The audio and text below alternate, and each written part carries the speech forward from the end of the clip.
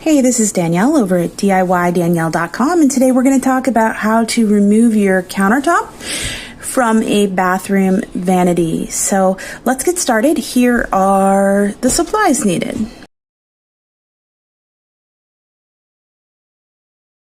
Cut the caulk where it meets the cabinet and also where it meets the sides. What we're doing is trying to get the caulk up, and you can use caulk remover, you can use caulk softener to make this easier. In this case, we're using a hairdryer to kind of soften the caulk because we didn't have caulk softener to use.